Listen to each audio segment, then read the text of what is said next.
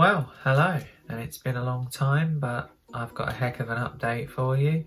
A lot in the world has changed, obviously, since I did my last update in January, 8 months ago. But here we are, and let's crack on with it. In January, I had seen the GRC twice in 1 month. I was waiting for them to redo me a medical report for my GRC certificate. I got that, it was sent out, but there were mistakes with it, or with one of them. So I've had to write a cover letter and hope that that covers the mistakes and that it will be accepted. I don't know if it will. I've only recently started, due to everything that's going on, the application process. I'll go into that in a bit more detail later. They did furnish me with the reference letter that I requested, the sort of all-purpose one. I was able to use that, and I did get referred for voice therapy again, which I started as of recording this about 2 weeks ago. I've had 2 sessions with the new person. The new person from Daventry, obviously we're doing this all remotely, but she says I have a lot of what she calls creakiness and fry in my voice, which is apparently it's a sign of a stressed and not very healthy sort of way, stressed and not very healthy voice, and it's also a very masculine trait apparently, so we're going to try and do some work around my intonation. She doesn't mind my pitch, she says that's where it should be, but she wants to work with me on my intonation, and she wants to work with me on reducing and getting rid of that fry. Hopefully that will help to result in better voice, gender-based recognition going forward. We've only just started, so there's obviously a lot of work to do with that, and a lot of it is retreading work I've already done, but looking at it in a new way and practicing it a lot more. Last time in January I was saying about how my face was still recovering from the surgeries and that I'd had in October. Obviously we're nearly a full year on from that now, which seems crazy. My face has recovered as much as it's going to naturally, so there's nothing more to be done there in terms of healing. I did go and see, I had my concerns about my nose, I did go and see the nasal surgeon in February, like I said in that video I would do. He prescribed me some steroids and a nasal spray to help with what he said at the time was like a congestion sound.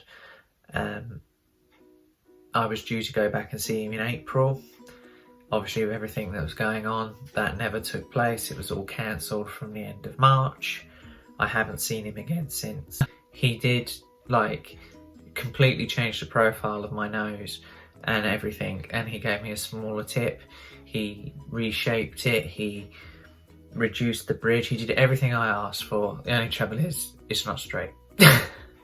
So hopefully he did say in that February meeting that he would consider, if I didn't recover from the steroids and things, he did say that he would consider maybe a day surgery just to correct what he described as he said at the time that it was a tag that was causing it, but especially when I put my head back like that, you can see that the actual sternum, that I don't know what to call it, it's not sternum, but I'll call it a sternum for this.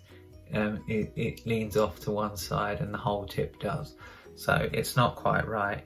The first surgeon who I booked it all through, the one that did the majority of my face work, Keith Altman, agrees with me that it's not right and it does need a revision. With everything that's going on, who the hell knows when that's going to be.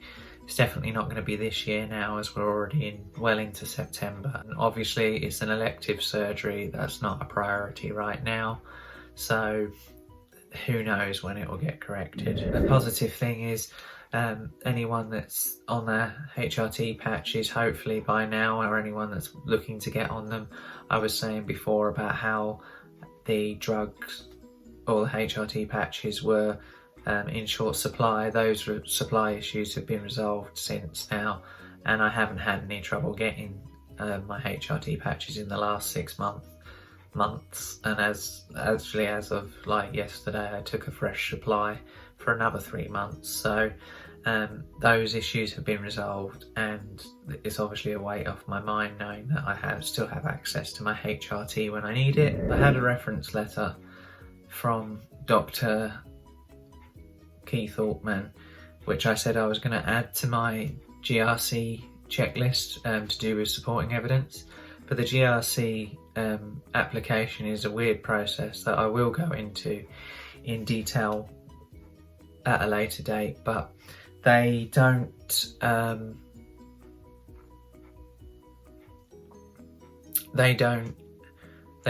put as much weight into, or any weight really, into medical stuff unless it's part of medical report A and B, which are basically the two required reports that say you either have transsexualism or gender dysphoria, and the diagnosis is from that.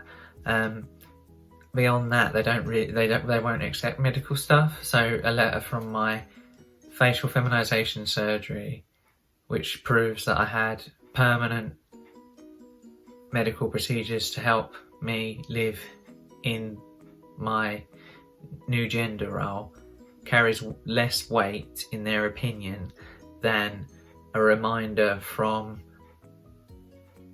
the gas company telling me that I need to change my tariff because it's about to expire,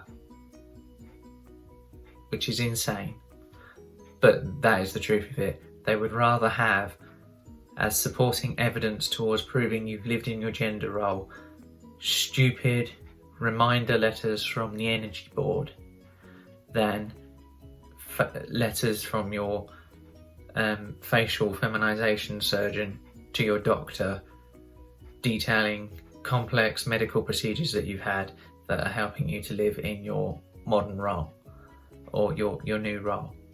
And that seems crazy to me, but that's the way it is.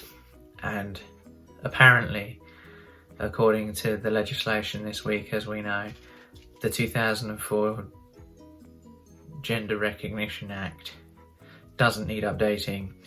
It's all good. It's a great experience for trans people. There's no reason why we'd want to update it at all. I've done all the refreshing. I've updated all my evidence because they're really only interested in stuff from the last 2 years. So I have included stuff right back to 2017. But they're really only interested in stuff from the last 2 years. So, you know, September this year back to September 2018 is all they really care about. And they only really want two to three pieces of evidence from each year. So I think I've included like a total of between 7 and 9 pieces of evidence, which is a series of pay slips and bills. I included a CRB check and all these pieces of evidence, which are in addition to things like your decree nisi, your passport, your driving license. All of the evidence, documentary evidence, is in addition to all of that.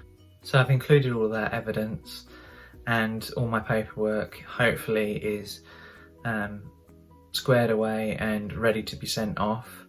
The other thing you have to do is fill out the statutory disclaimer form and get it signed by somebody who's capable of administering oaths, so either a solicitor or a barrister. I've done that now.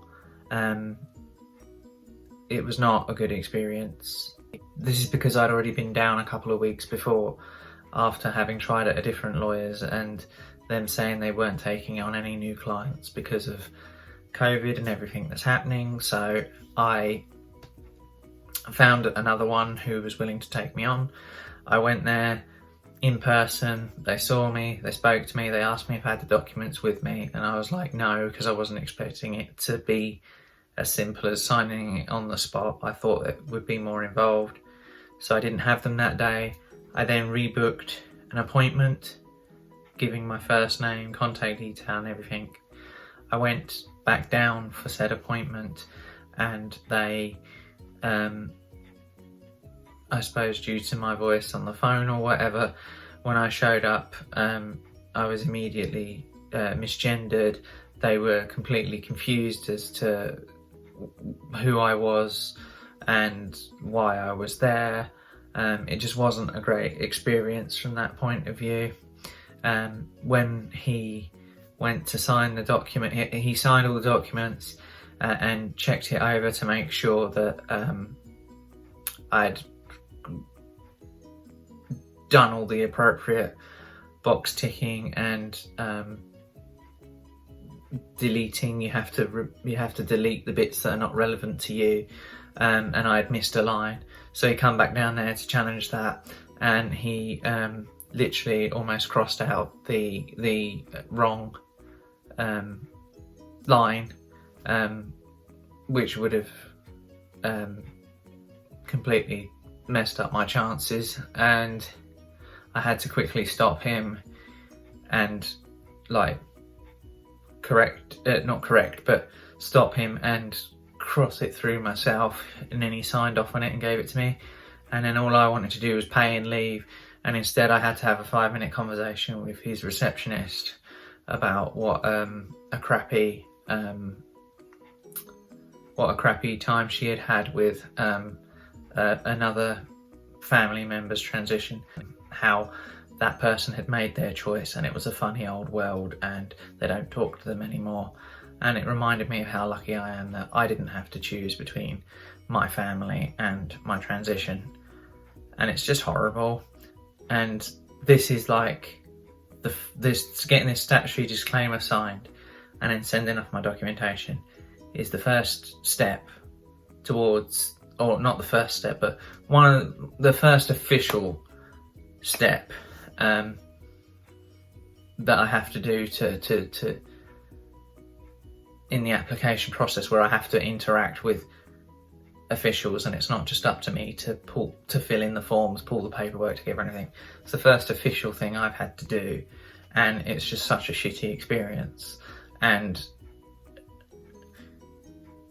it was horrible. Like I went there, I was there for like less than 10 minutes, and in that time there was just misgendering, complete confusion, almost crossing out the wrong title or whatever on my documentation. Then you know, instead of just letting me pay and leave, I have to talk to this, you know, while I'm trying to pay, I have to listen to this receptionist tell me, you know, how bad it was for her and her family, that somebody in her family transitioned and they don't talk to them anymore, and all these things. This is my first experience with dealing with the official, you know, legislation of trying to move this forward. But again, as we know, the 2004 Gender Act is perfectly fine. It doesn't need any updating. There's no reform required. It's fine. It's perfect. It's great for trans people. There's no reason why anyone would want that updated in any way, shape or form. It's obviously a flawless system. Obviously, with everything that's going on, the support groups up at the GIC were all cancelled immediately, and I haven't missed any because there haven't been any.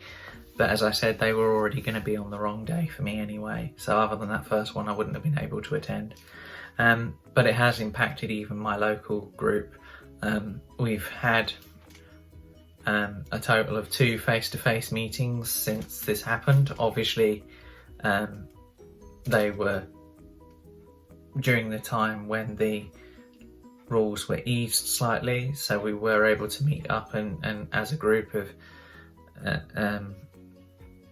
between 9 or 10, I think there was, of us in total, following all the guidelines that were in place at the time in August.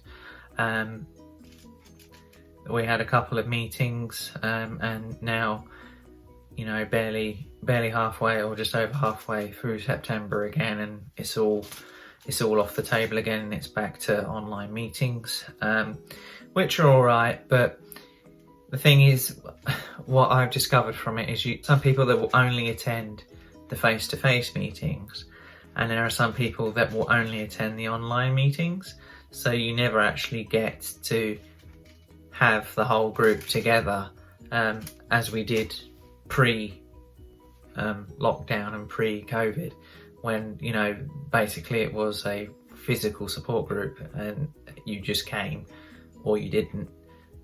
Since the whole Zoom and everything else, meetings and Teams and all the rest of it has become an option, a lot of people are electing not to come to the physical ones when they're on now, and vice versa. So it's hard.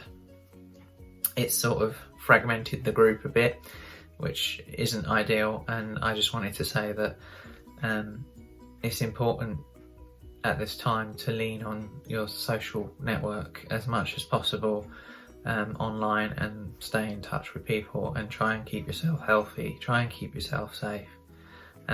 Use online resources if you're feeling depressed, and, you know, try and reach out to people that do care for you. And with that, I hope you all stay well until next time. Bye bye.